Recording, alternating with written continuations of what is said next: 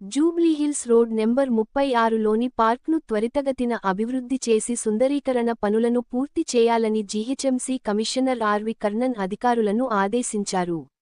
ఆయన zonal commissioner Anurag జయంతితో కలిసి పార్ను పరిశీలించారు. ప్లాన్లో మార్పులు చేయాలని సూచించిన కమిషనర్, విజిటర్లకు ఆహ్లాదకర వాతావరణం కల్పించేలా పనులు పూర్తి చేయాలన్నారు.